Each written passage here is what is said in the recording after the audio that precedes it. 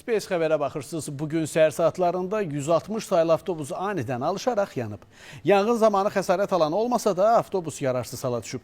Təəssüf ki, hazırda paytaxt Bakıda köhnə, istismarı illər öncə başa çatmış onlarla avtobus var və onlar hazırda sərnişin daşımadadır ki, bu da öz növbəsində vətəndaşların həyatına ciddi təhlükədir. Elə bu mövzunu əməkdaşımız Rəşad Vəkiloğlu araşdırıb, elə mövzu ilə bağlı növbəti sujetdə məlumat əldə edəcəyik.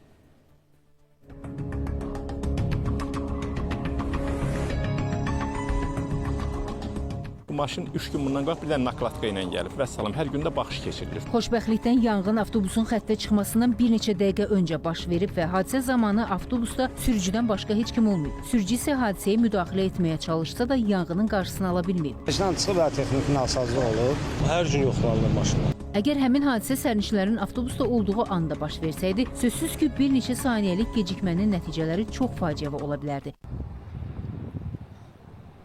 Mütəxəssislər bildirir ki, bu cür avtobuslarda qapıların və pəncərələrin çoxu mexaniki sistemlərlə açıldığı üçün hadisə zamanı insanların çıxışı çətinləşir.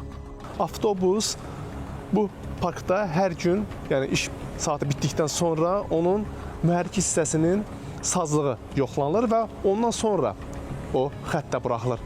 Bəs əgər hər gün sazlığı yoxlanan avtobus niyə işə çıxmamışdan öncə alışıb yanıb? Xəttdə olan bütün avtobusların texniki vəziyyətinin hər gün işin sonunda yoxlanıldığını deyən 160 saylı daşıyıcı şirkətin əməkdaşı Məhərrəm Həsənovun sözlərinə görə avtobusun alışıb yanmasına səbəb mühərrik hissəsində əmələ gələn qısa qapanma olub. Sözü gedən xəttdə olan bütün avtobuslar müasir standartlara cavab verir deyə daşıyıcı şirkətin əməkdaşı bildirdi.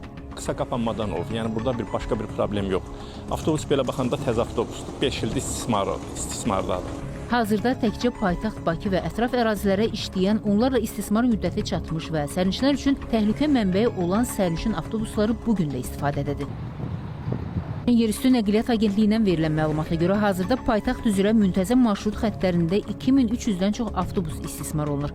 Həmçinin dövlətin təşəbbüsünü dəstəkləyən özəl nəqliyyat şirkətləri tərəfindən ekoloji cəhətdən təmiz və elektrik enerjisi və ya sıxılmış təbii qazdan istifadə edən müasir avtobusların ölkəyə gətirilməsi davam etdirilir və onların sayının 2800-ə çatdırılması hədəflənib.